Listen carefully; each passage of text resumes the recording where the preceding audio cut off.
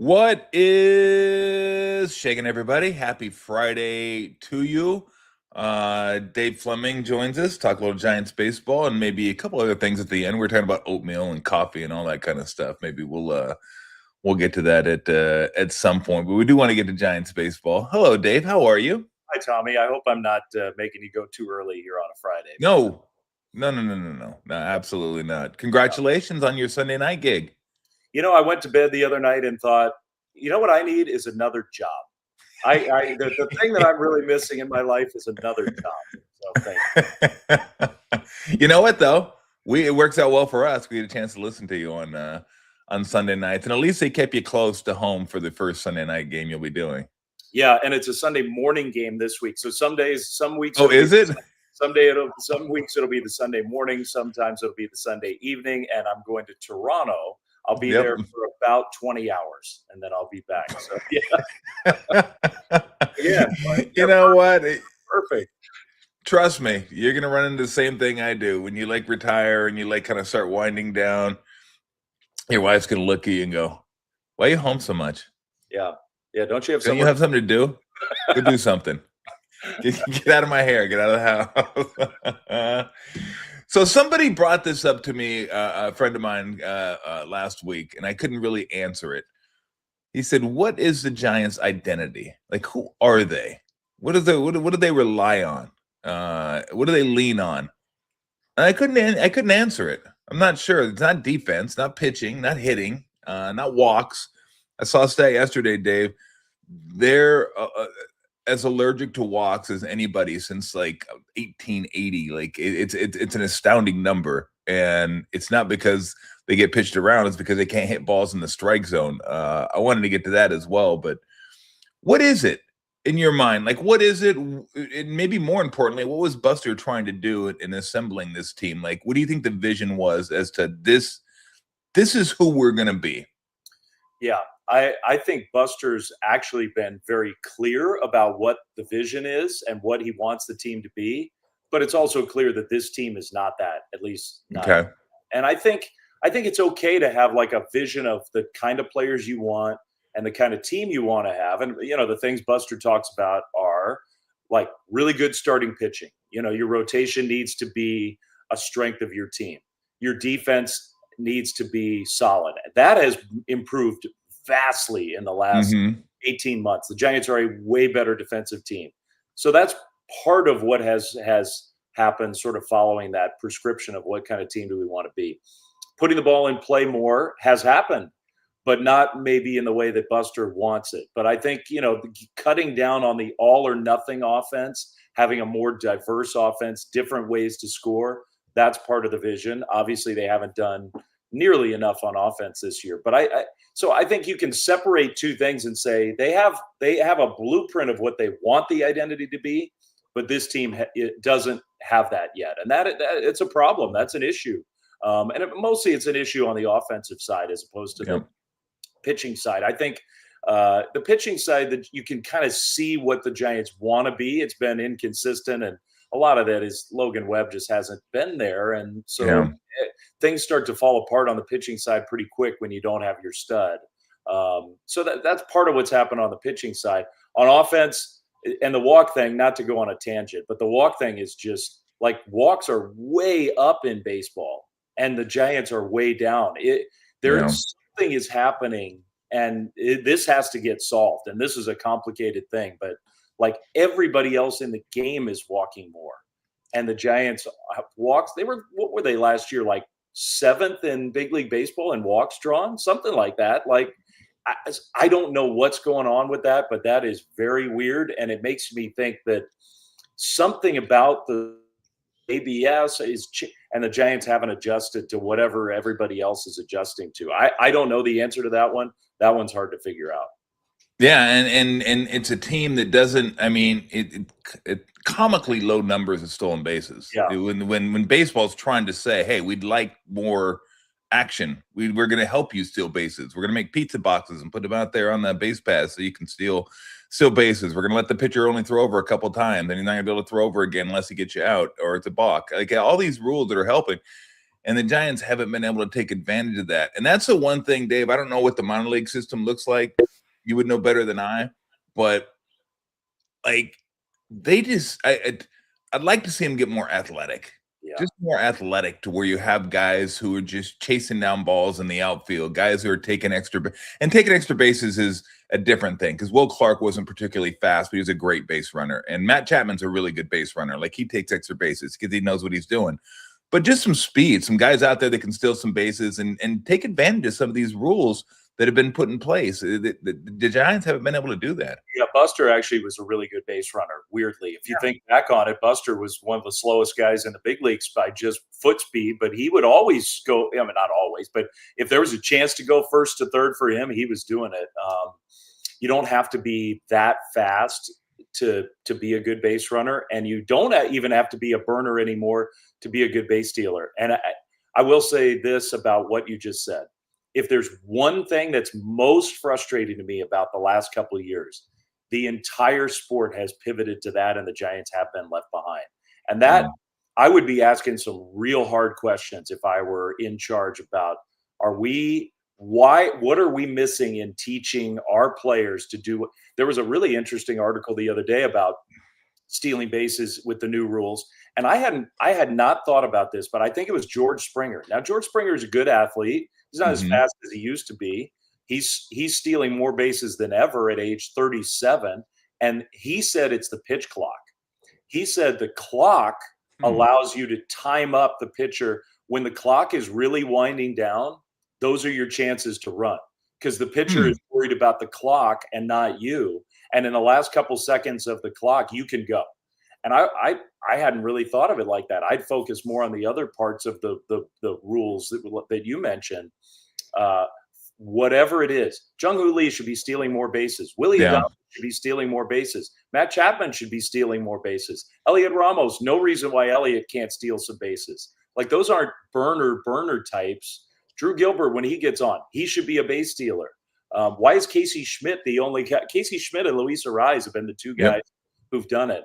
That should be a priority for this team. That probably is something that needs to happen in spring training, but that absolutely has to be near the top of the list of we have to be able to get better in that aspect. Yeah, I think last I looked, Arraez has 4 and Schmidt has 3, and that leads your team. It just, there's a lot of benefits, obviously. Josh Naylor stole 30 bases last year.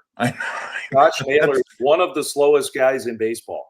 And he takes advantage of he's a smart, studious base runner and base stealer who takes advantage of these new rules. Now, not everybody's doing that. So he's really good at it, but there's no reason why basically everybody on this Giants roster, other than, you could maybe take out the catchers, but, I wouldn't even exclude them.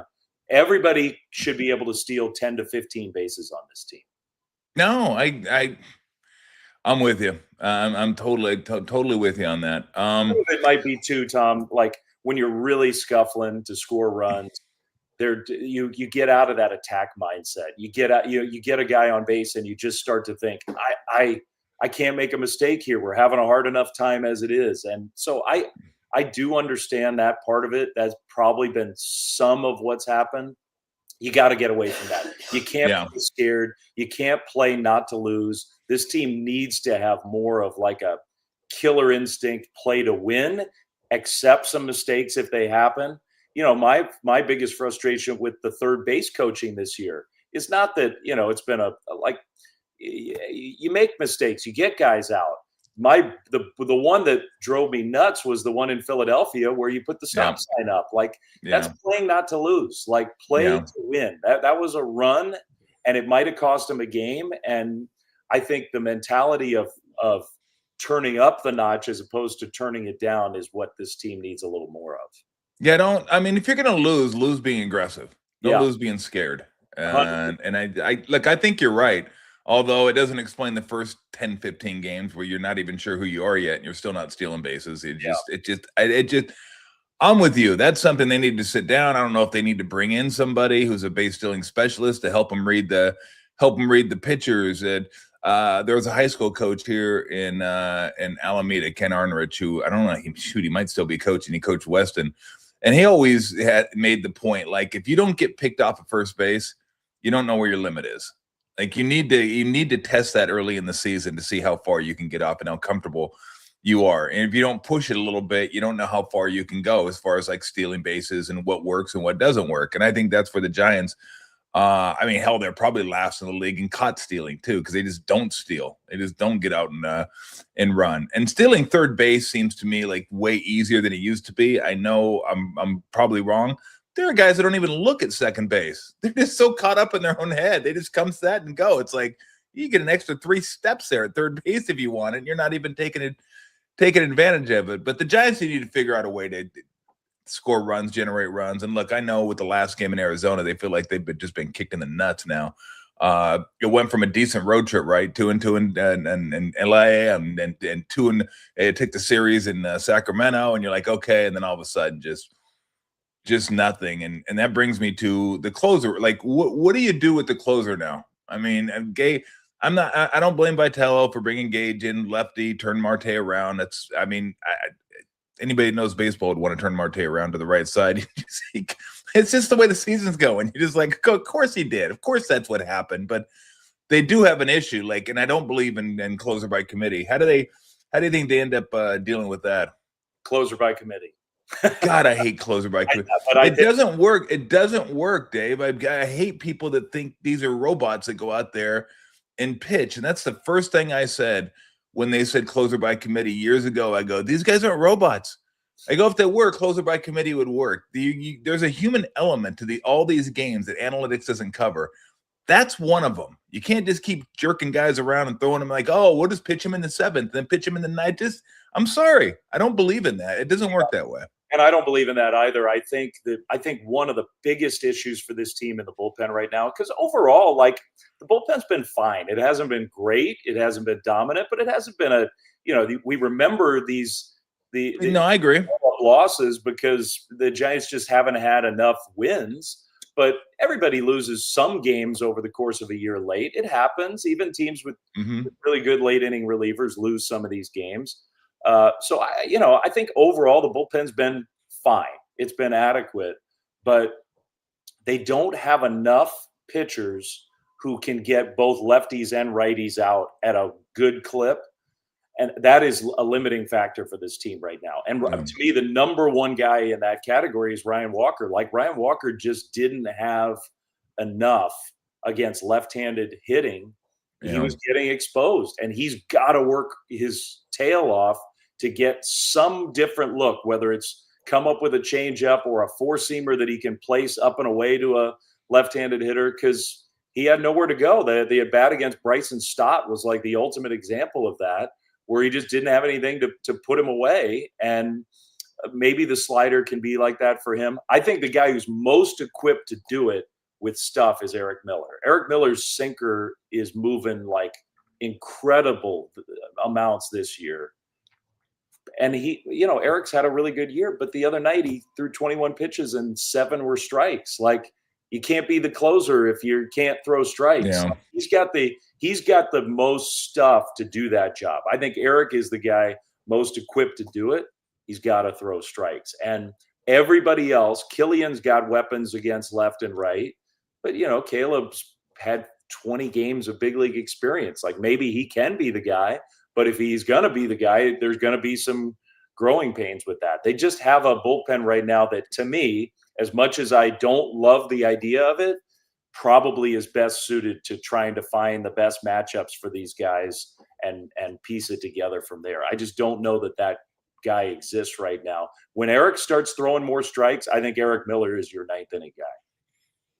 I sense doom is what I sense. I hate the bullpen by committee. Let me ask you about something. Apparently, Bob Brenly said that the Giants are screwing around too much, messing around too much. And I thought, are we talking about one play here? Are we talking about one player here? Because Willy Adames is kind of the guy. And I appreciate this about Willy Adames. We've talked about it. Always on the top step, always smiling. Like, whether he's 0 for 4, 4 for 4. I mean, he's a guy that's pretty consistent with with who he is. And if we're going to pick out the play in Dodger Stadium where he's goofing off with Mookie Betts and then they forgot how many outs there were, sure. Somebody asked me, do they need to talk to him? I go, trust me. He's as embarrassed as he could be. He's a professional. No one can tell him anything that he's not already screaming at himself on the inside. I don't know if there's anything else I see out there where I'm like, geez, are these guys serious? It was like one play. It was embarrassing. It's you can forgive that. It's unforgettable. Like you're like, hey, that can't happen. We got first and second, one out. We're having a hard time scoring runs anyway. We can't run ourselves out of an inning. So, but I don't know. I thought Buster hit that one right. If you're 30-20, that can't happen. You laugh it off and move on. You're 20-30, so everything gets magnified. So I don't know. Have you seen things where you're thinking this team's not serious enough? Because to me, it's one thing, one player. That's who he is. He's always pretty consistent with who he is. But I haven't seen anything else. Maybe they're talking about the hip thrust by Gilbert. A little aggressive, by the way. I mean, geez, someone's going to have a bad back out there with Gilbert on those hip thrusts. But gee, many Christmas. How do you see it? Don't ask me to explain Drew Gilbert. Like yeah, I'm not going to. On that one. I like talking to him. He's a really fun guy to talk to, but he's a different dude. Don't hug him. No, I don't. like Moises Alou, I'll give you the fist bump. We're not. Yeah, there you go, the fist bump. Different issue. Anyway, no, I haven't noticed that at all. I mean, I get it about Willie. Like, if you're old school, that could drive you nuts because Willie's talking to everybody, laughing with everybody.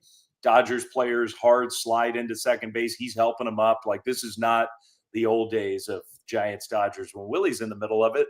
But I don't know. I imagine you would agree with me. Like, you can't change who that's Willie. He's had a great big league career because of that attitude. You can't tell him not to be himself. And I'm a big believer in everybody's got to be themselves out there. Like, it's hard enough. This whole thing is hard enough. You can't try to put on a personality.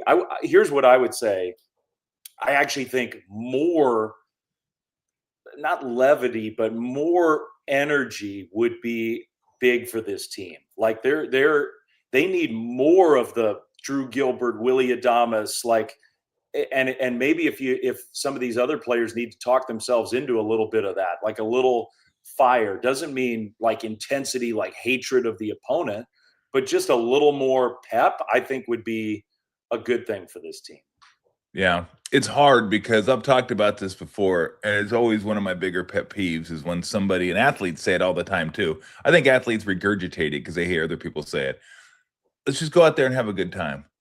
Yeah. Go out there and have a good time.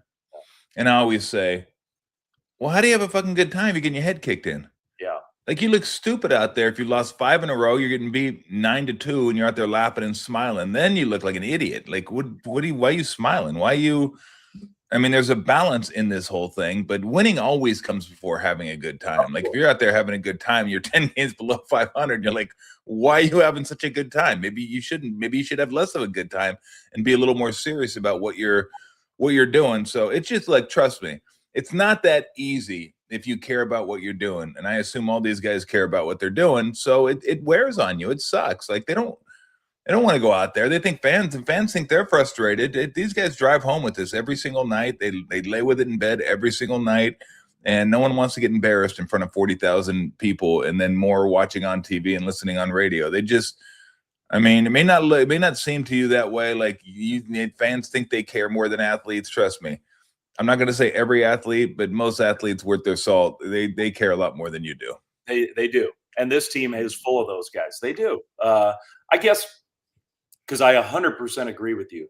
It was nice to see watching Devers the other night. Now it's turned into the Marte walk-off loss, and the Giants didn't finish that game. But Devers is diving all over the place, and like, he's got a smile on his face, and like, I do think you can talk yourself into a little more energy level, especially early in games, and the season's not going well.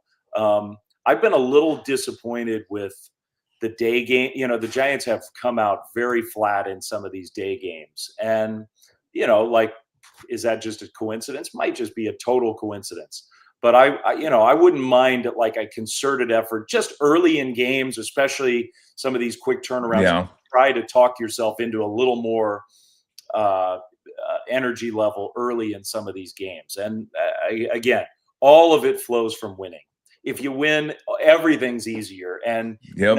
don't nitpick all the little stuff. And so we're focusing right now in Giants world on a lot of little things when it's kind of the big picture stuff. Logan Webb has been hurt, ineffective, and out. Tyler Malley, one of their 5 in the rotation, has not pitched well enough. Willie Adames and Matt Chapman aren't doing nearly what you expect them to do on offense. Endeavors for a lot of this year. Those are Harrison Bader's been hurt and not like he was last year. Like those are the things that have gone wrong for this team, not the, he's laughing too much with the opponents. Like it's the bigger stuff that has mattered. Yeah. In your mind, because I know this has been a huge talking point, Bryce Eldridge, should he play? Shouldn't he play? Should he be down in Sacramento? I mean, conventional wisdom is if he's not playing every day here, go down to Sacramento. I don't even know if that's true or not. Just say, again, it's one of those things I think everybody says because everybody's heard other people say it, and maybe even people in baseball say it. I don't know if there's one way to go about this. I'm not sure if you can't learn and can't get better at the big league level playing 3 times a week. Maybe you can't. Maybe it is best for him to go down and say, I don't know what's best for him. I do know it's tough because they're trying to win games, and Schmidt and Devers are kind of blocking him right now. And then you got to rise at second where Schmidt could play. But, Schmidt's out in the outfield now, so you would think the one that got me was the one in Arizona where I looked at the outfield, Dave, and I thought, oh, do we need both those guys out in the outfield? I mean, we can't get against a right-handed pitcher. We can't get a bat for Eldridge here. Like that is the one to me that got me a little bit. But what do you think of this situation? Like, how do you handle it? Do you send him back? I don't know if you say he doesn't have much to learn in Sacramento, but he's still getting at bats. That's beneficial, I would imagine. Can he learn while he's playing 3 days a week? Do they need to find a way to get him into the lineup more if they're going to have him? And I don't know the answer to these things. I mean, what do you think? Yeah, I mean, what did he start? 5 out of the 10 games on the road trip, I think. I'd have to go back and look at it, but I think that's right. 5 out of 10 games. Okay. If it fell below that, then I think you would have to really think about, okay, are we doing this guy disservice by having him here and not playing enough? If he's playing roughly every other day and working hard with the best coaches you feel like you have in your organization that are at the big league level, and all the tech and the support and the trainers and the strength guys and everything that comes with being at this level that is souped up, then I have no problem. I like the idea that somehow his development is being killed is just silly and a big overreaction. Now, if you can't find a way to use him more than a couple times a week, then he's probably better off just getting regular at bats. I think the way that it is now is not ideal. And you identified the sticking point here. The 2 best Giants players have been Schmidt and Arise. Yep. And the safety valve for Casey would be just to play second base because, you're not going to bench Matt Chapman. Could you start to tell Chapman, like, look, we need more from you. And if not, then twice a week, Casey's going to play third base. You could do that. I mean, that would be, I'm not saying I would do that, but I guess you could do that. But that's probably not that realistic. If you're willing to do that, then you can find more at bats for Eldridge. This is just the problem, and it's not Bryce's fault. This is not his fault. But when you're a first base DH, there's nowhere to go. And it's a good problem that Casey Schmidt has been excellent, and you don't want to take him out of the lineup, but it is complicating the whole thing right now. As it stands, just to actually answer your question, I'm fine with the way it is right now. I would love to see if he's going to start 5 or 6 out of every 10 games, which seems kind of like that's sort of what we're trending to. And long term, I don't think it's realistic. Like, could Casey Schmidt become a pretty good outfielder? Yeah, I think he could with an off season of work, but that's probably not what you want to do with Casey. Like, I don't think that's a long-term plan. For now, could you get away with having out there a few times? Yeah. But I think for the Giants, if you're going to play him 5 or 6 times a week, find another couple at bats to get him up there as a threat, as a pinch hitter. Yeah. And I don't think they've done a great job of that right now. And I frankly, I think they need to use their bench a little more in general. Just be a little more willing to take a risk in game, manage a little more aggressively. I think that could be something where you at least find Eldridge a few more game reps. Yeah. Yeah. It was game 2 in Arizona where Brennan and Gilbert are out in the outfield. And I'm just like, oh, come on. I mean, really, we can't find a way to get Eldridge out there somehow, some way. I mean, these two guys are out there. I mean, look, they're big leaguers, so I don't want to ding them, but you get your number one prospect sitting on the bench for two guys that are 200 hitters basically, and you want to try to get them in the lineup. So I mean, that was frustrating. But I'm with you. I think Vitello right now is he was probably gripping at the start of the season just because all the extra scrutiny that was coming with him taking over this job, a collegiate coach, all that. And you're trying to win every single game. You have great plans about how you want to use your bench and how you want to, but in the middle of it, you're trying to win baseball games. And to win baseball games, you want your best players out there like all the time. It's the same thing when Kyle Shanahan is using McCaffrey more than he wants to, or Steve Kerr's using Steph maybe 3 or 4 more minutes than he wants to, because you want to win that game. That's what you're concerned with. And I think sometimes he gets so consumed, especially with the record, like trying to win this game today. Let me keep my best players in, play my best players, that I think sometimes he forgets about the bench. And I think that would be beneficial to incorporate the bench more. Not only some rest for the starters, but get these guys lubed up and get them out there and feeling like they're a part of the team. And if you start winning, then it feels like a 25-man process and everybody starts pulling for one another. I think, Christian Koss hit a home run for Sacramento last night. And, Christian Koss, we saw be a really good player last year for the Giants in a specific role. Like, he was good and had a lot of big hits, and he was a guy you wanted up there. And it's impossible to sit on the bench for 6 weeks and never play and stay sharp. That is impossible. And so that to me was failure's too strong of a word, but that's not optimizing a guy's ability to help your team. And it's it's going to be a hard conversation, but Chapman and Adames specifically, they need to sit more, and not because they're not capable, but those guys are now past 30, and it's not the same as when you're young. You have to get off your feet a day a week or something like that, and it's not doing anybody any good on the bench or their own performance. And that's a hard conversation to have. Those guys, you want guys who fight to be in there. Those guys are fighting to be in there every day.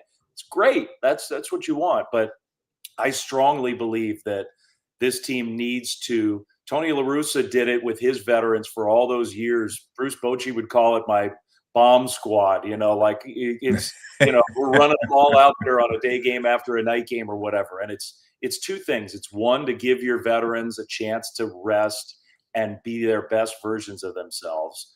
And two, you got to keep those guys involved. Like, it's impossible for Will Brennan. Will Brennan, maybe he's a better player than what we've seen. How would we know? He hasn't had a chance to be in there. Koss, we know, is a better player than what we've seen. Jesus Rodriguez right now is not getting a chance to play much. That's not doing him a lot of good. Like, if that is something that this team needs to think hard about, how can we change that a little bit? Yeah. All right. I'm going to give you a little quiz here, because I thought about this yesterday, because they always show these slash line now, and nobody ever.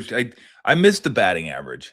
Like, batting average just kind of went the way of the dodo. It's like, people do understand batting average. Like, the higher your batting average, the higher your on base percentage. It kind of you can help your on base percentage, but everybody concentrates on walks. They don't even talk about batting average anymore. It's like, those are my favorite guys growing up too. The guys that could handle the bat. Rod Crew, George Brett. George Brett hit 390 one year. Rod Crew hit 388 one year. Tony Gwynn, 367, 370. Wade Boggs, guys like that. I used to love like guys that batted over 300. Now it's like you wouldn't even know it. So let me ask you this: who leads the league? Who leads the American League in batting average? American League? Oh, God. American League. Oh, God. I think I know the National League leaders. Is the National League leader still Otto Lopez? Otto Lopez, 342. Nice. Good job. That's very Apparently, impressive. I haven't flipped the sheet over to the American League. Very impressive. Let me think who could possibly be leading the American League in batting average. I mean, I have Ben Rice. I have no idea. It is Riley Green. Riley. Green batting 326, followed by Shane Langeliers, Okay. A's catcher. And then one of the more underrated players in all of baseball, I think, Yandy Diaz. That guy, every year he just has a good year going. Like it's amazing that like he doesn't get more love for being a pretty good player. Josh Young, Jordan Alvarez. I mean, look at that. 303 is top 5. 303 back in the day wouldn't get you in the top 25, let alone top 5. But that's baseball nowadays. Is it at 326? I bet you it doesn't end that high. I bet you usually it ends around 310, 312, somewhere around there. But are they ever going to get like, is that just gone now? Are the days of like guys that could handle a bat and hit and like, I feel like it's the guys that could shoot mid-range jump shots in the NBA. It's like, we don't need that anymore. We don't really value that anymore. And I'm wondering if baseball is the same thing, like, average, whatever. Like the walk. I want to know who said walks as good as a hit. I want to punch that person, whoever that person was who said it the first time. I want to go up and punch that person right in the kisser, because a walk is never driven in a run from second base. Like a walk is not as good as a hit. In certain instances, a walk can be as good as a hit, but it's not as good as a hit. I don't know who said that. I want to find that person. I want to find you. It might be a buddy of yours. It's possible it was Billy Bean. It might be. Is it Billy Bean? I'll go punch Billy Bean in the face. I'll punch him in the face. I'll go punch Billy Bean. No, I like Billy Bean. Okay, I'll punch him in the solar plexus. I won't punch him in the face. He probably never said that. But that definitely was the time, when the whole Moneyball thing is when a lot of these issues started to. Oh, here we go. Now I got it. Okay, it doesn't have a definitive originator. Somebody said it though. Somebody somewhere said it and it caught on. But yeah, that's a good guess. It would be somebody with the A's. But that's just they even the person that said it, they probably thought, I never knew this would happen. Holy cow! Like we just like. I actually think the answer to your question is you are what gets paid and rewarded is what these athletes pivot to. And in the NBA, 3-pointers and dunks get rewarded. Yep. That's what these guys do. In baseball, power and on base gets rewarded, and that's what the athletes do. That's what they learn. Yep. And so you are right that the incentive system is where this sort of has gone to an extreme, because guys like Luis Ariz can't find a job, even though they're winning batting titles. Yep. So it's impossible for players to look around and go, man, Luis Ariz hit 360 a couple of years ago and couldn't get a multi-year contract. But I do think there is a little bit of a pivot going on in baseball. I do. Whether it's going to go all the way back, it's never going to go all the way back. Yeah. But I think with pitching pitching is so tough now. The whole sport has changed because the technology has so favored pitching improvements. Like it's a lot easier for pitchers to use all this tech that's available than it is for hitters. And I think the result of that is that maybe these pure like hit guys are gonna be more valuable as we go along. That's just my gut. I hope so, because I kind of miss You too. Miss those guys. I'm tired of seeing, and the Giants know a lot about this, but I saw it last night watching the A's and the Angels game where they had first and third in the 10th inning, no outs. He knew it was coming, strikeout, double play. It's like I wonder what the average was 10 years ago, 20 years ago, 30 years ago, getting guys home with less than 2 outs from third base compared to what it is now. Because it seems like hitters don't have the required skill set to put the ball in play. That's just not what they practice, not what they do. I don't get it. It's like asking a guy to bunt. Well, you can't ask him to bunt. He never bunts. Well, maybe he should practice bunting just a little bit. Like it didn't take that much of your day up. Just if you can hit the ball, you should be able to catch the ball with your bat. Like you should be. I never bunt, so we're not going to ask. Well, goddamn. I mean, it's not like we're asking him to do it left-handed, but I think guys in their swings are so in tune with driving, separating, lifting, all that you ask him to get a guy home with less than 2 outs, for a guy from third. It's like, well, I'm just going to keep doing what I do. And if I do get him home, that's a happy coincidence. But I'm not going to change what I do to try to get him home from third base, which I think is that, especially with the way, some teams are scoring, it's a misstep to not like say, hey, get first priority, get that run home. If I happen to get an extra base hit out of it, now that's a nice coincidence. Like, hey, I'm not trying to, but it's the other way around now. And not to bring this full circle, maybe as we're getting toward the end of our conversation, yep. But you asked me right at the start what the identity of this team is. There's no doubt Buster wants to be the team that first and third gets that guy home. There's no doubt that among all the other stuff, Buster feels the same way you do, and he wants a team that in those situations you can get a run home. And you know what? It doesn't have to be the freaking ninth inning. It can be the first inning. Yeah. Like, just get the guy home. Play simple baseball. Play the game. And we have not seen enough of that from this Giants team. And whether that means stealing a base and putting pressure on your opponent, whether that means getting a guy over, getting a bunt down early in a game to maybe, ramp up a little pressure or get an early lead for one of your better pitchers, whatever it is, that is what the vision is. Is it there yet? It's not. But I think the guy running the show right now strongly agrees with the way you think about that stuff. And, that's it's hard when your personnel maybe isn't as geared to that, but it's not that hard. And these are highly, highly talented, skilled professional athletes. There is no reason why some of these veteran players can't do a little better job at that stuff. Like you can put in the time and prioritize and make that a little bit more a part of what the Giants are trying to do. Yeah. All right. Before I let you go here, since we're doing this in the morning, let's do a little breakfast thing here. What did you have, or have you had breakfast today? Yeah, I had a smoothie. So it's like I'm like an every other day smoothie person. Do you do okay. smoothies? What kind of smoothie? Usually I have a recipe. I do like a peanut butter, chocolate, blueberry, banana smoothie. Oh, geez. And that sounds delicious. It's very good. It's like no dairy. It's good. It's really good. Now it's mindless. I just sort of know how to make it. And so that's a good one for me. I do oatmeal a lot on the road. I don't make a lot of oatmeal at home, but oatmeal's a default if you're in a hotel or something like it. It's always something good. And what were the toppings again? I go peanut butter in my oatmeal. That's like you love your peanut butter, don't you? I love peanut butter, and sprinkle some almonds, maybe some like dried cranberries or cherries or something like that. But peanut butter and oatmeal is my number one thing. That makes it more filling, makes it better. Yeah, I go brown sugar because I argue with people. People go, I love oatmeal. I go, no, you don't. You love what you put on oatmeal. Nobody loves oatmeal. No, nobody's that kind of sadist where they just eat plain oatmeal because oatmeal sucks. You got to have something. I'm brown sugar and milk. I'll put a little milk in there and some little bit of brown sugar in there, and I'm good to go. And I like smoothies. I don't make them enough, but I do like smoothies. I'm peanut butter, just straight peanut butter banana. Just give me the peanut butter banana, and I'm running on my way. Do you eat cereal at all?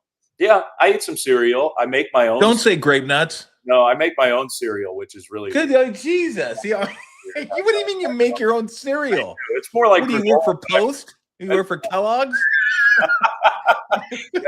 What are you talking about? I'll change my name to Tony the Tiger here. I do. I like this little granola cereal kind of blend that I sort of bake it in the oven and then put it in a can of or milk over top. I don't love the sugary I'm more like the bran flakes guy. Okay, you're not gonna get a big bowl of Captain Crunch berries. I'm not. No. Oh, you're missing out. I'll have a donut. Don't get me wrong. It's not like I'm some purist, but I don't. Yeah. It's not. If I'm. But it's probably you make your own donuts too, don't you? I don't. I have before. That didn't work out. Of course you have. I know you've made your own pasta. You make your own cereal. Your own donuts. Yeah. You probably. I mean, it wouldn't completely shock me if you had a cow out back, shot him, dressed him, and then put it in the freezer, and you did your own steaks. This This is See out Bessie my back right here. window, the grazing field I have. Yeah. Yeah, exactly. Coffee's like I will my biggest when I'm home, I have a coffee routine. I've got the Chemex, the glass thing you put the filter in, and I have my Yeah. routine about making coffee. You grow your own beans? I don't, but I go to one Oh, place for my beans, and like there are a lot of great coffee places in San Francisco, but there's a place in North Beach called Grafeo, Graffeo. It's been there for 100 years. They roast their beans a certain way, Italian, old school, North Beach. I absolutely love their coffee. that's your go-to? That's my go-to. And is it every day to get you going, coffee? Free plug. It's like for me, it gets me going, but there's something about like I kind of get up early and it takes a little, you grind the beans and you put the filter. It's like my little Zen 10 minutes. Yeah. It's like a little morning starter. As much as drinking the coffee, it's like the routine of doing it that kind of starts my day. Yeah, I'm more of a chai. I have like a chai tea. I've just never. I figured I had a cup of coffee one time. I had one cup of coffee in my life, and I put so much stuff in it, it wasn't even coffee anymore. I'm like, so what am I? Why am I doing this? Because it was just too. But I grew up back in the day too, where it was like Folgers. Here, have a cup of Folgers. My guess is good coffee now you would enjoy a lot more than you think. Because coffee's gotten a lot better and it's your tastes evolve. I bet you would enjoy coffee more than you think. But Phew. you're happy with what you have. Well, Happy with my chai. I'm good. Yeah, I'll go stay with Dave for a week. I'll come home. Why would I get? I'll come home drinking coffee and scotch. That'd be great. They'll be like, "What happened to you?" Dave, as always, it's always fun having you on.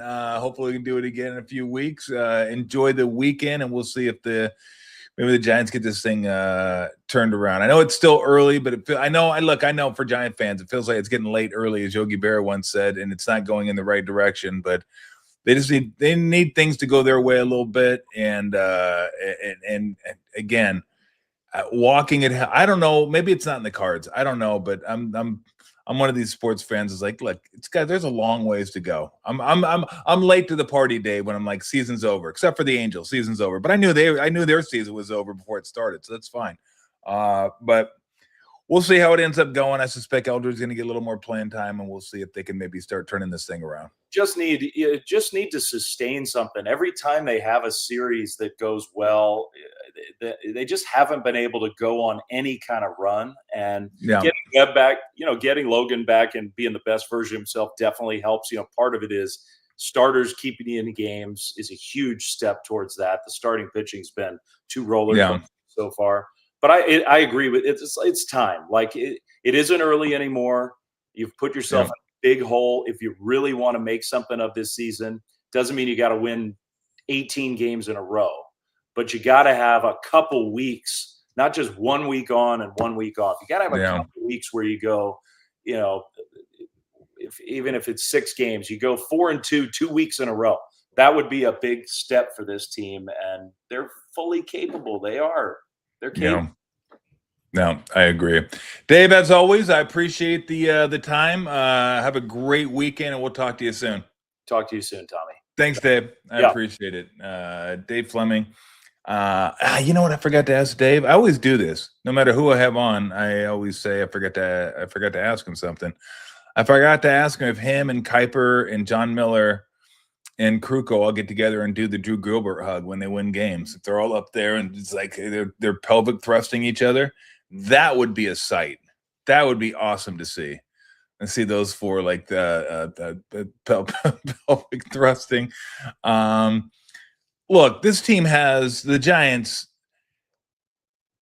They've played below what I think, certainly what expectations are, but they've played below what they're capable of. I still the starting pitching, if Webb comes back and pitches like Logan Webb does, it's I think good enough. Is it great? If this is what Buster Posey's trying to build the team around, the pitching staff, like this ain't it. But Roop, you like Roop. I think Ray's still a top end starter, maybe not a 1 or 2, but a 3-ish. Webb is. Hauser's been kind of hit or miss, but he's been pretty good lately. Molly's maybe they need McDonald in the lineup, Molly in the bullpen, because he hasn't been good. And then the bullpen by committee to me is still I always hated that. I always will hate that. It's not as easy as to say, oh hey, why don't you pitch the 6th inning this time, and now the 9th inning, and now this 8th because of matchups, and we got it. To me, it doesn't work. You miss the whole human element of the game. But Devers starting to hit a little bit. It just their offense leaves way too many. 2 things: 1, the lack of walks; 2, the lack of stolen bases. That kills them. Absolutely kills them. Like, to get on base, they have to get a hit. And they don't walk enough. And the stat was staggering. Like, their walk rate was like the lowest, and I forgot who did this. Somebody on Twitter that I saw, who was on Buster Olney's podcast, and said it's been like 140 something years since the team had a walk rate as low as this. And I forget how it was adjusted and all that kind of stuff. And he said it's not because they're swinging at bad pitches. They're missing pitches in the zone. And that was kind of Devers forever, wasn't it? Like, you throw him a pitch right down the middle. It's like, oh, missed it, fouled it off, missed it, fouled it off. He's starting to hit some of those pitches now and starting to catch up to some of that high velocity. But, they're just okay, like in some places, not good, and downright deficient in other categories. But when everyone's walking more and you're walking way less, and everyone's running, not everyone, but running more, and then you're not running at all, you're not taking advantage of everything you should be taking advantage of. And they're not doing that.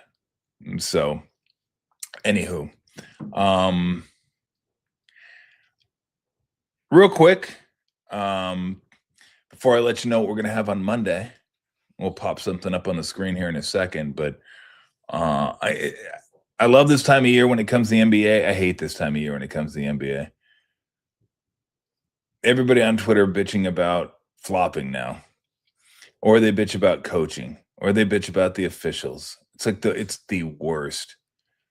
People that you don't even pay attention to during the regular season all of a sudden pop up, and then everybody piles on. Oh, I hate that. What did I tell you like a couple weeks ago? I hate the word ethical. Oh, it's ethical basketball. Like, no one was cheating. No one was taking advantage of rules, and no one was trying to get away with whatever they could get away with back in the 80s. That never happened. 70s, I'm sure everyone was ethical in the way they played. Do I like it when I see Chet Holmgren stepping on Wembanyama's foot at the free? No, I hate that crap. I hate it. I think it's garbage, but I understand it happens. Kevin McHale used to grab my jersey all the time.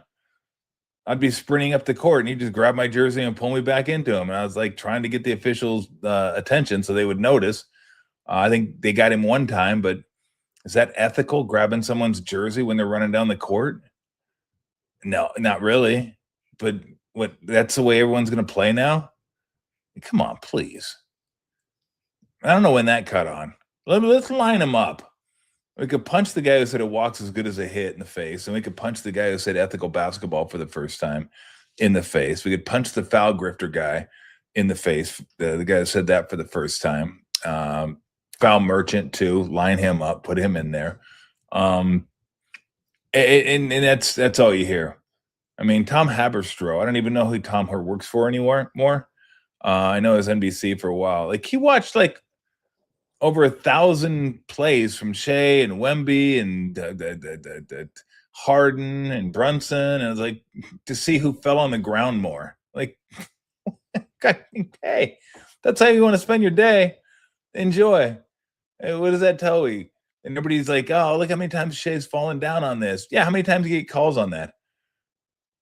If I'm the other team, I'm happy when he falls down and doesn't get a call. I benefit. I got a 5-on-4 going the other way if I act quickly enough and I can make quick enough decisions. That's an advantage for me. So, yeah, please, go ahead, fall down. I hope you fall down more. keep falling down, always fall down. That'll work out well. Oh, Hardenstein, look at him. He's roughing up. He's roughing up Wemby. Oh, disgusting display of basketball. What's he supposed to do? He's a physical player. That's what he does. You're going to play ethical basketball where he can match his athleticism against Wembanyama? What's the point? Well, he'll get destroyed.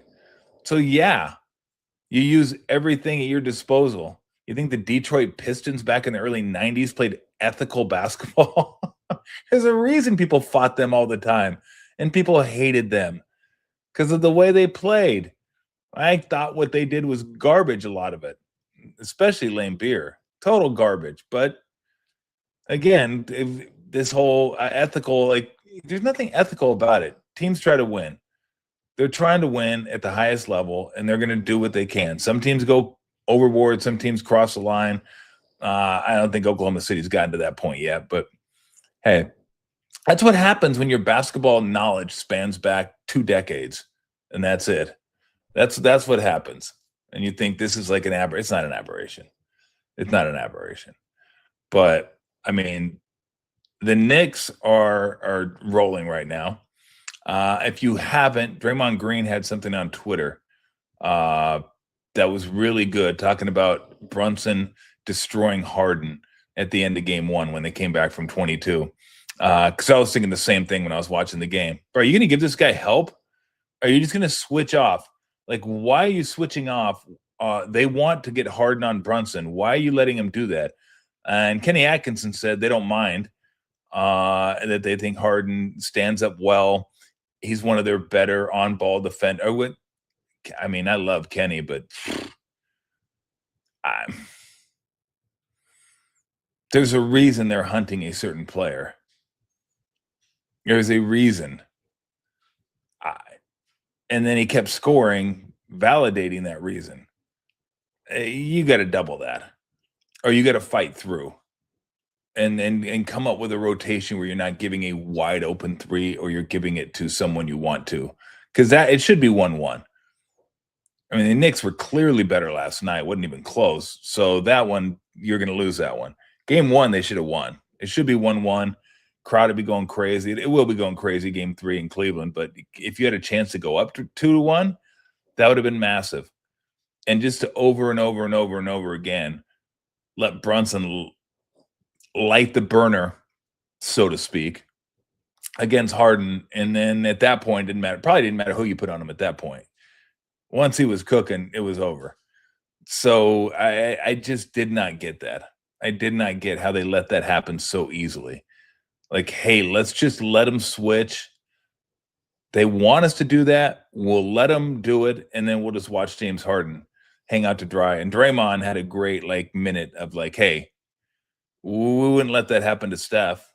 Now, I don't know if that's true. There are probably times where, the help wasn't there. But his point is, look, don't give up straight line drives, and we'll be there to help you at some point. We're gonna come help you out.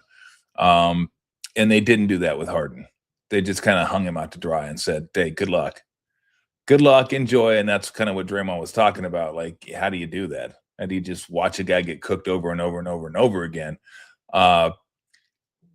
So, look, I think the Knicks will probably get one in Cleveland. Everybody's talking about Cleveland needs to play, but it is who they are. They don't play good defense. They're not a good defensive team. They're an offensive team. And they have been all year. So I think the Knicks get this one. OKC and the Spurs. I mean, is Williams going to play? Is Harper going to play? Is Fox going to play? I mean, come on, NBA gods. This is the best. This might be the best series of the postseason, and you're just going to destroy it with all the injuries. It's discouraging when all year you wait for these matchups and then you get them, and then they're not even full units.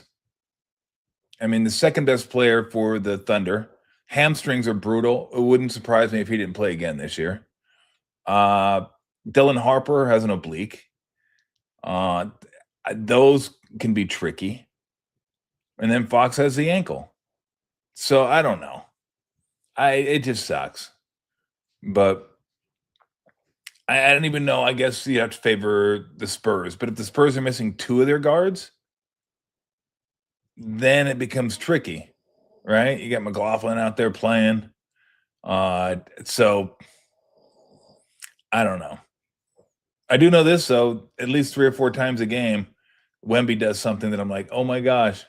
Like when he throws it up, it hits the rim on the other side of the rim, and he catches it with his left hand after shooting it with his right hand and dunks it all in one motion. So it's like, what? What did he just do? He did not just do that. And you're like, yeah, he did just do that. He's incredible.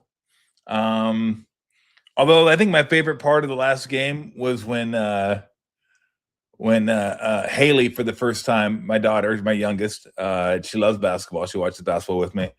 Found out that Isaiah Hartenstein was half black. She said, "What? Excuse me?" And I said, "That's what we all said. We all said, what? Excuse me? Like, what?" Like, hold on a second. Let me.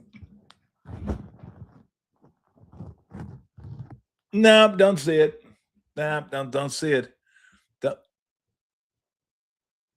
Nope. Don't see it.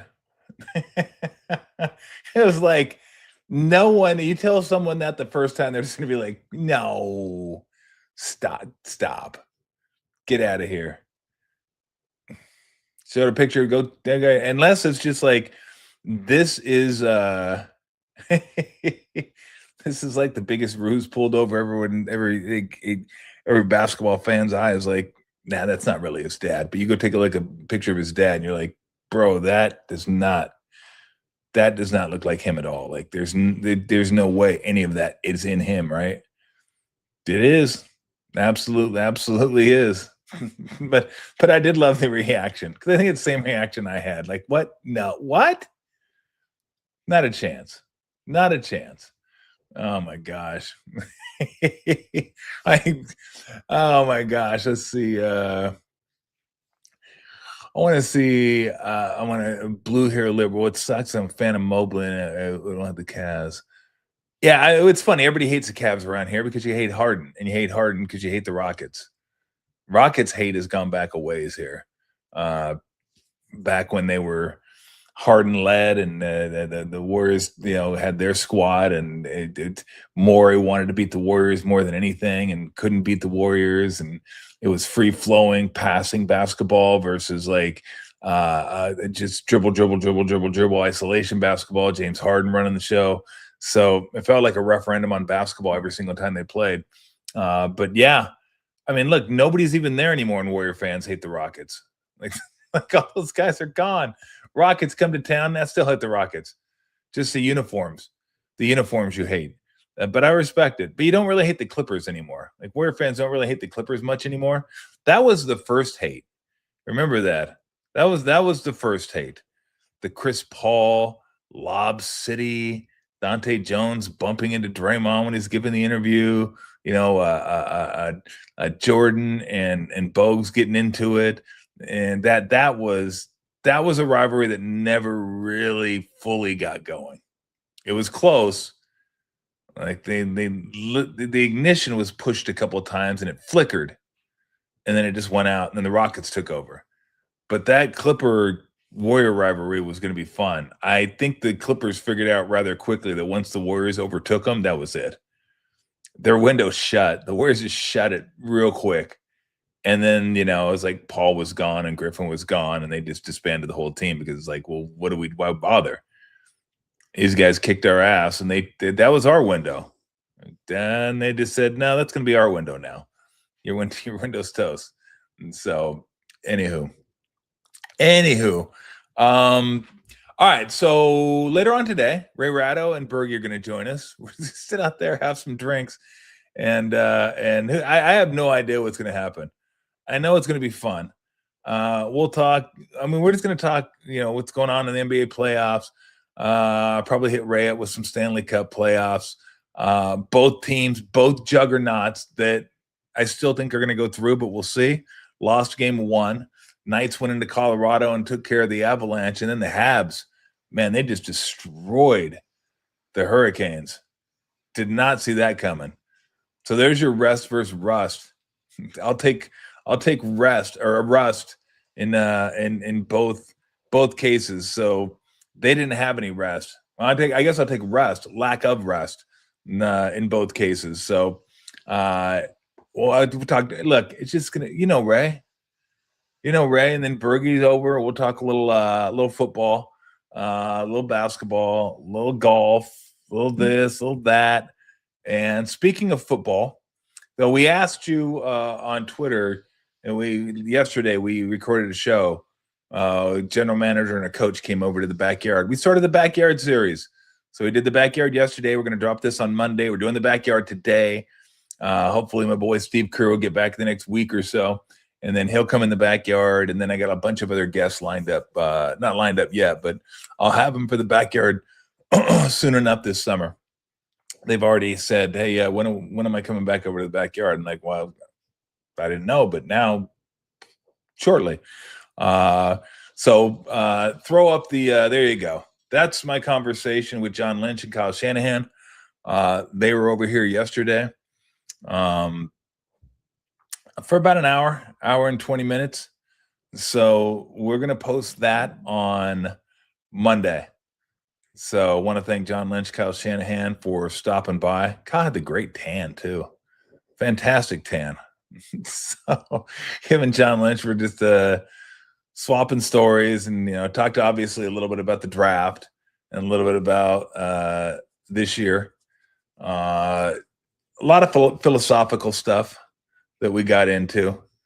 And so we will have that for you on Monday next week. So if you're going to be hanging out Memorial Day, out there barbecuing or whatever you're doing, you go ahead and pop this on and get your fill of Niner talk. And so, all right. Do I have a sports card collection? Yes and no. I have it, but I share it with my brother, and my brother has all the cards. And we don't have a bunch of old cards, although I guess they're kind of old now.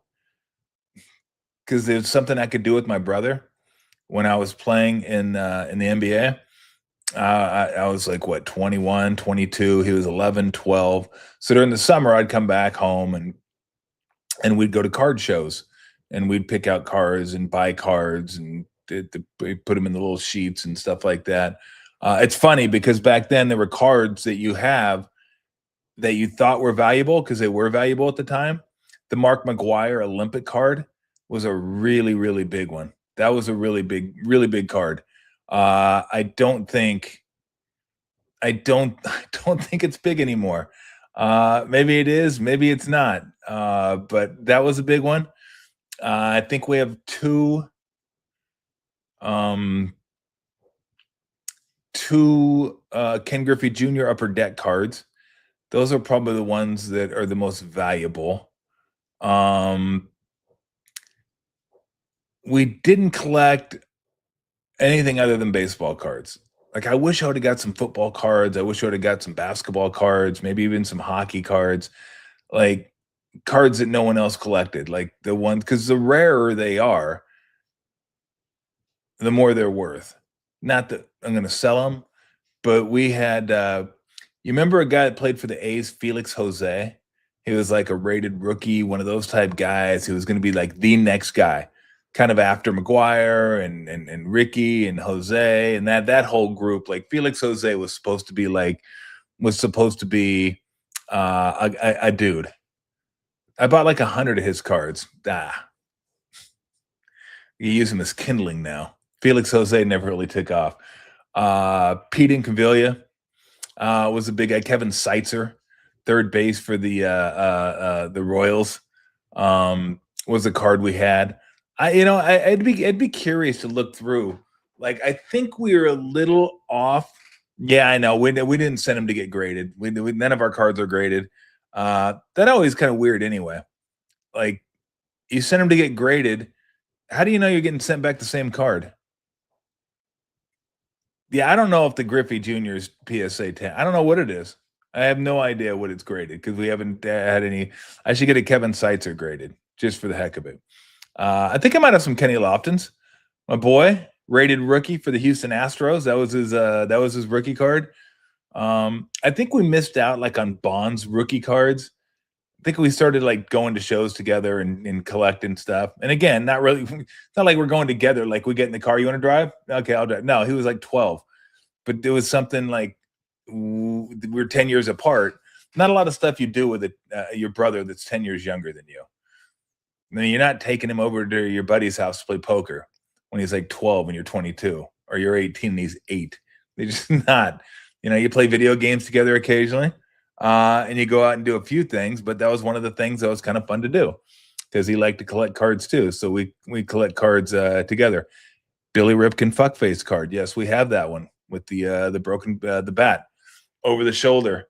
And if you read the knob, somebody put fuckface on it. I still think he was in on that because it was lined up perfectly. Like the fuck face could have been. Do you have that card, Max? You see if you can find the Billy Ripken fuck face card. But that could have been left. Yeah, if I have some Greg Jeffries, definitely have Greg Jeffries. But yeah, I wish I would have had like Clemens, Maddox, Bonds, like all those guys. I think I missed out on those guys. I may have some Barry Bonds rookies, possibly. There it is. Yeah, there it is. Fuckface.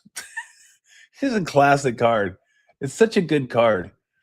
I mean, again, that could have been upside down. It could have been sideways. So again, I have a feeling that he was in on that because it just centered.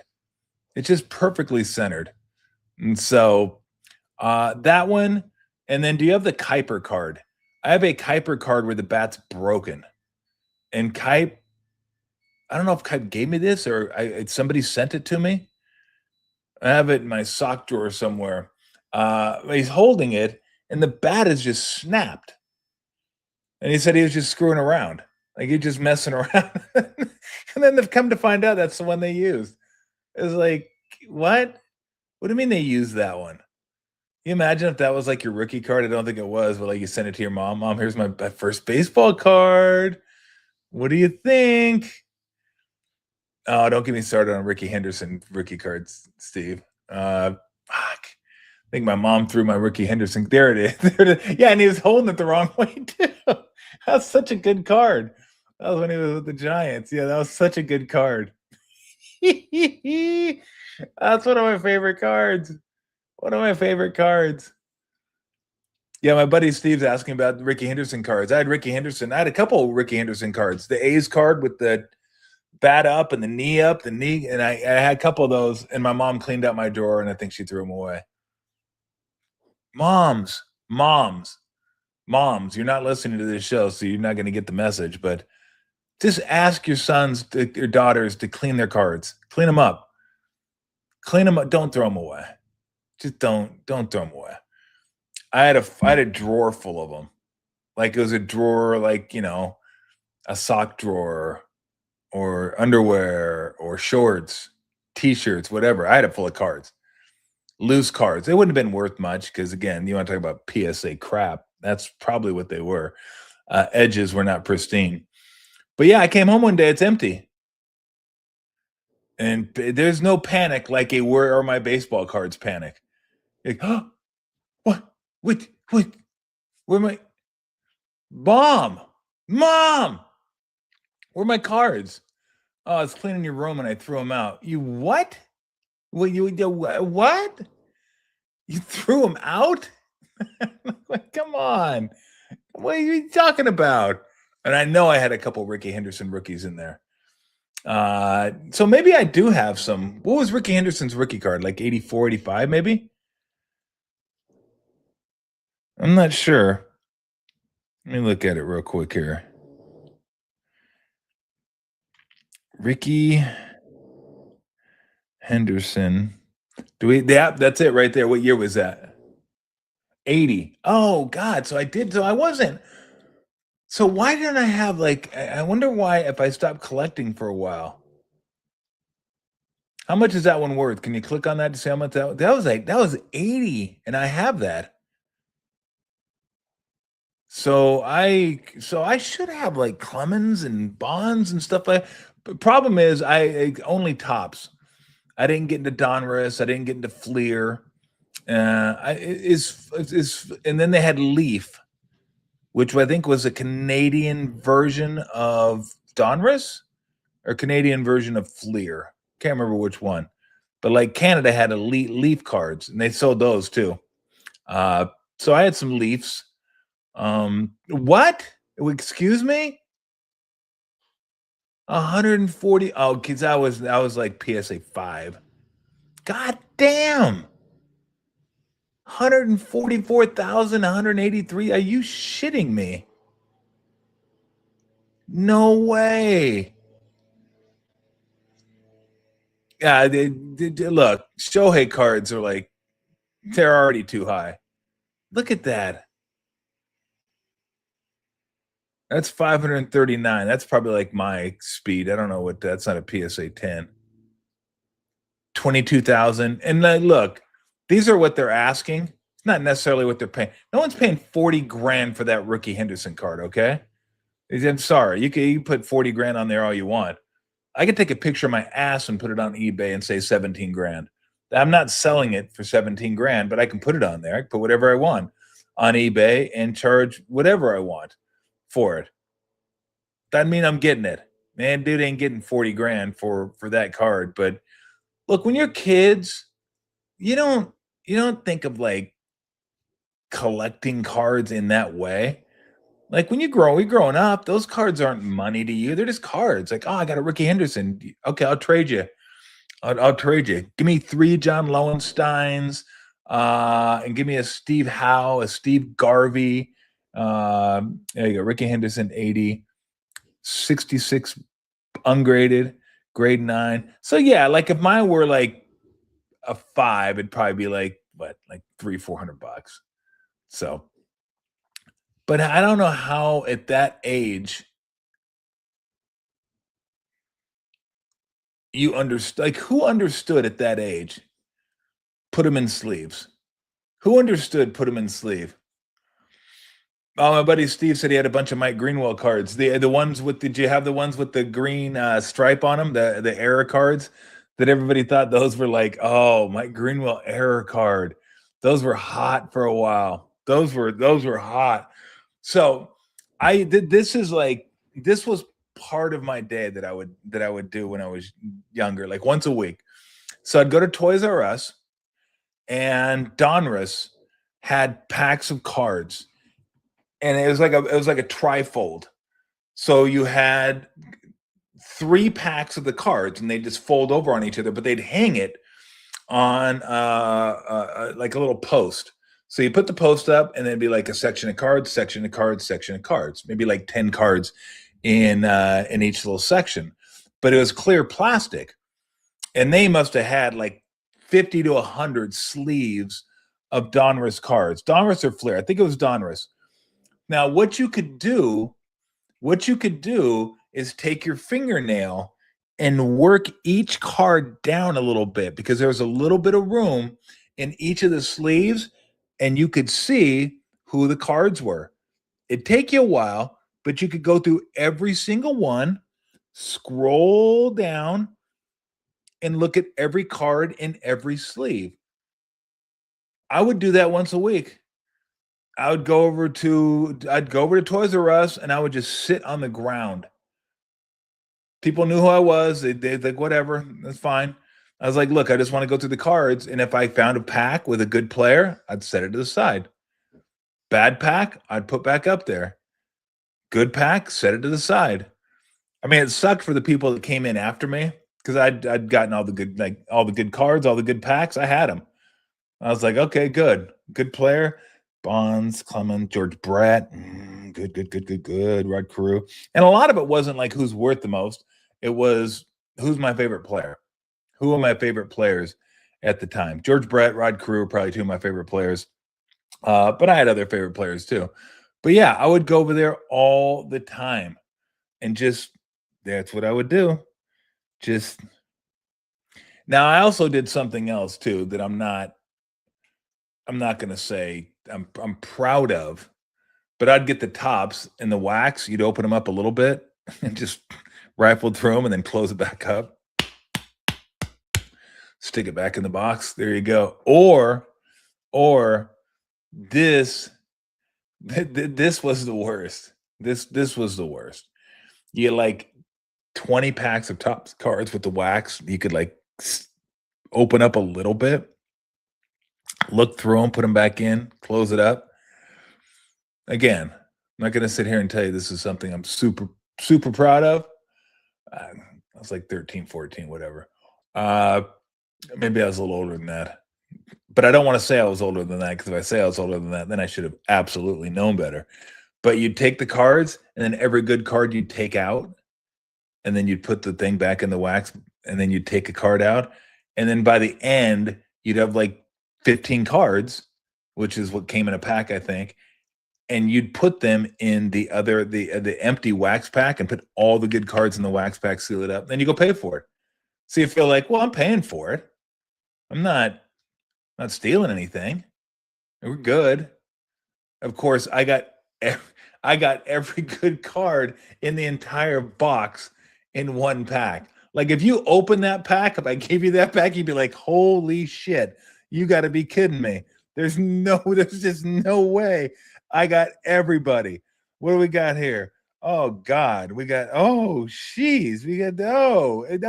one. Oh, it's a banger of all banger boxes. Incredible. Or packages. And then you go through all the other and it'd be like nothing. You'd have nothing. so whoever reached in there, I felt like afterwards, like, oh man, doesn't even matter what they pick. That it's just they're gonna be disappointed. I think they're gonna be disappointed. I was like, oh man, I got 10 Kenta Colbys in one pack. That sucks. Are you kidding me? I get that happened. Oh my God. Yeah, it was a God pack, except I made my own God pack. I don't know if they called that a God pack. I guess a God pack would be one you opened, but you didn't cheat, and you just like open it up and go, oh my God, look at this, is incredible. But I was God. Like in that situation, I was God. I did my own pack. Like I was like, this is a Tommy pack. You like Tommy packs, don't you? But the Donruss, you know what the Donruss was? It was ethical. It was, and the other one, the Topps, wasn't. That was like unethical. This is the Donruss was ethical. Like I didn't break anything open. I just was looking for cards and set them to the side. But that was ethical card stealing. So, but yeah, that was a good time. But we used to do all that kind of stuff. My buddy Steve and I used to go to 7-Eleven all the time. And remember the baseball cups, the big gulp cups that they used to sell at 7-Eleven? They used to have wrestling cups too, but baseball cups, or the did anybody do the Sundays at 7-Eleven where you get the baseball helmets and you make your own Sunday? We'd go through them. Got the Reds, got the Cardinals, got the Cubs. I don't have the Yankees. Don't have the Red Sox. Okay, let me go all the way down to the bottom and pull out that helmet, and then pull out this helmet and make sure you have all the helmets. And yeah, the Cubs, same thing. They had those sleeves, and they would go up, and you could only see one cup, but you'd pull it out, and that's what you'd get. We'd just keep pulling them out, and then at the end, we'd just stick them back up in there. But yeah, you'd be looking for a specific player or a specific wrestler, or just something to complete your set. And just a player, or maybe your favorite player. You wanted to get your favorite player. The plastic helmets were the best, though. The plastic helmets, I love the plastic helmets. The little Sunday helmets you used to get, those were the best, man. You kidding me? A little Captain Softy or Softy Swirl or whoever it was. You get a little soft swirl in the cup, maybe a little chocolate vanilla mix, little swirl. Put your toppings on there. You didn't even really care about the sundae. You just had to buy the sundae. You're like, well, it's like I'm paying for the cup, I'll get a free sundae with it instead of the other way around. And then yeah, you get your little helmet. You get your little plastic helmet. It was the best. That was the best. Doing stuff like that. I mean, it sounds stupid now because it's such a digital world, but back then that's what you did to keep yourself entertained. Walk down to 7-Eleven, go through Cups, walk or maybe bike over to Toys R Us, go through baseball cards, come home, separate your baseball cards. Perfect. Yeah, I mean, all that. Get your baseball cards. Like I told I told Lori, like, I'm surprised you ever dated me. First date, she came into my dorm room. I had wrestling cups stacked up all over the place. Like, how in the world did she like think, oh, I'm staying? Like, I'm staying. That's who I want to be with. Oh, good. Andre the Giant cup, and half of them filled with sunflower seeds. Just bad. It's bad, just bad. But it was a pretty sweet collection, though, I gotta say. I know I'm the only one, probably the only one at the University of Arizona that had 7-Eleven wrestling cups lined up against the wall. Lined up against the wall. Who do I have? Hulk Hogan, Andre the Giant, Big John Studd, Paul Orndorff, Mr. Wonderful, Ken Patera, maybe was it Roddy Piper, Jimmy Superfly Snuka, all those guys, like, all lined up. We're like all good to go. Iron Sheik, America, Toof, Iran, number one. I don't think he can get away with that now. I wonder how that would work. I wonder if they'd have to shut the Sheik down now. Maybe, I don't know. Maybe Trump would have the ICE agents go deport the Iron Sheik, even though he's from Minnesota. I don't think that would bother Trump, though. But I don't know how that would play in WWE like today. It'd be great theater. It was good theater back then. It was good theater back then. Iron Sheik and Nikolai Volkov. You had Iran and Russia going up against Sergeant Slaughter and Hulk Hogan. Like, you didn't get any more American than that. It doesn't get any more American than Sergeant Slaughter and his Cobra Clutch going up against Iron Sheik and the Camel Clutch. Racist? Oh yeah, of course. Yeah, come on. It was wrestling in the 80s. You kidding me? It was great. Love that stuff. It's so stupid. It's so stupid. It was amazing. So yeah, Hillbilly Jim. Hillbilly Jim was definitely one of the cups that I had. Hillbilly Jim, who used to just Jake the Snake, King Kong Bundy. I think King Kong Bundy was a cup as well. I'm pretty sure. Oh, and the Macho Man, of course. Ooh yeah, Macho Man. You gotta have a Macho Man cup. Yes, you do. Yeah, Macho Man cup was. Yeah, I mean the characters were just the best. So cartoonish. Like, I tell people, I've only really watched. I don't watch as much anymore. I watch two eras: 80s and then the early, probably mid 90s, early 2000s with Rock, Stone Cold, Degeneration X, like all that, like that. Those were the two eras, but the 80s were the best because everyone's so cartoonish. Junkyard Dog, JYD, got the big Junkyard Dog. I think he was a cup too. JYD was a cup, had the big dog collar on and everything. Like he was. Yeah, I love that. It's still. Do we? I don't know, Max. If you could find this on the internet, that'd be amazing. One of my favorite pictures of all time is Sergeant Slaughter giving Ray Ratto the Cobra Clutch. He gave it to him. I think I have it at some point. I might have it on my phone, but I know it was out there on the internets. And Coco Beware it had the bird. Coco Beware had the bird. Him and his bird. Doop doop doop. Oh, there it is. Look at that. He's putting Ray to sleep.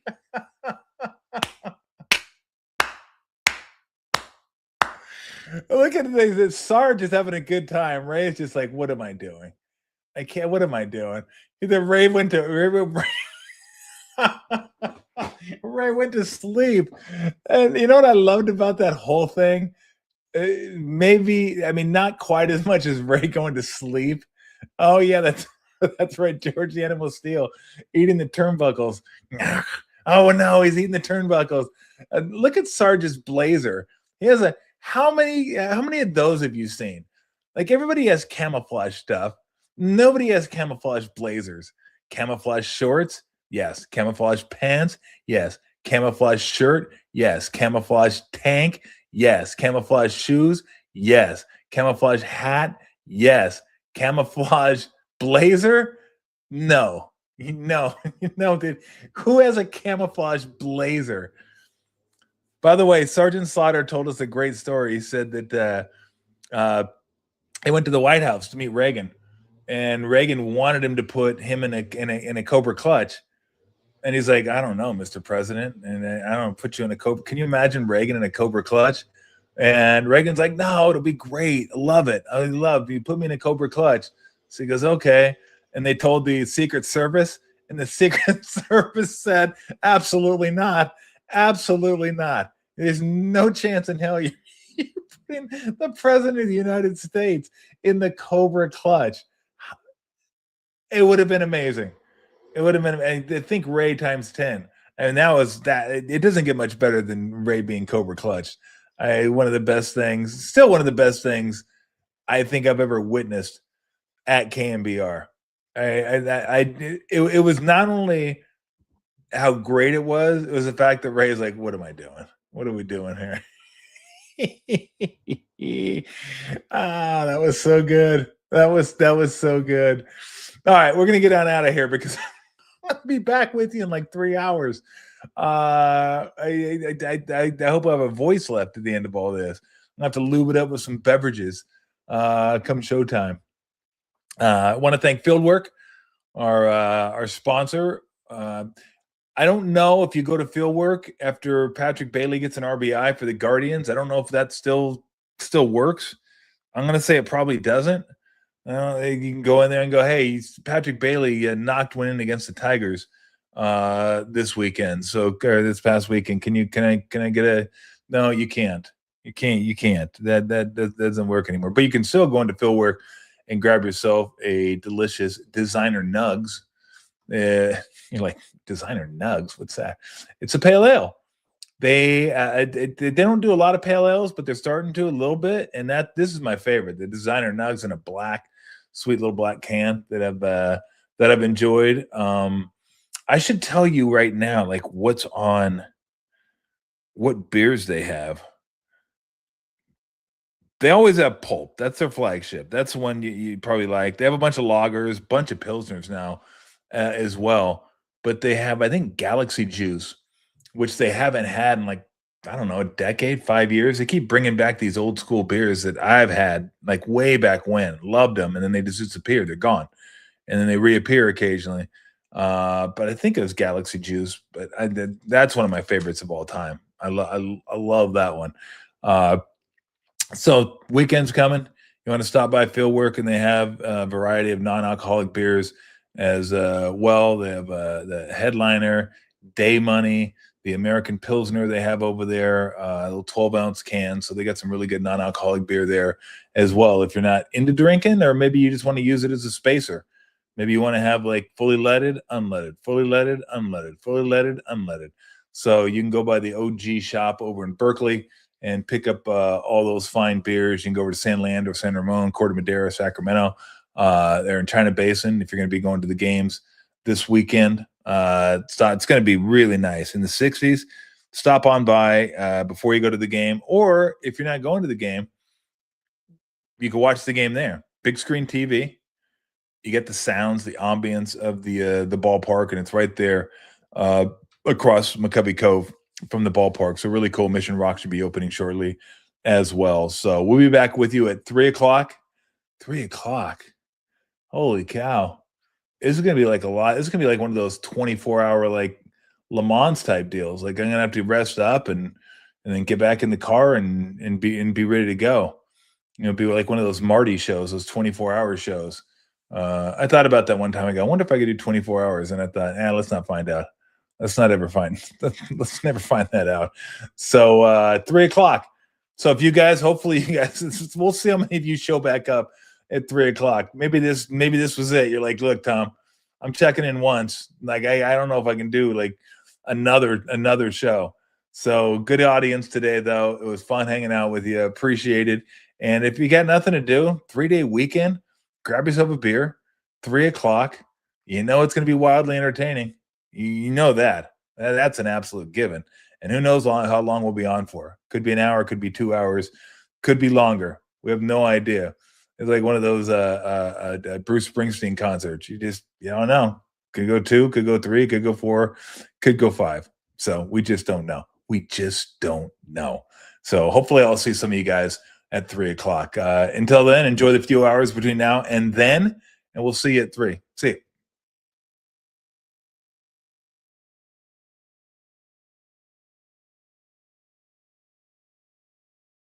And remember this, Tommy T, cash and tickets is what it's all about.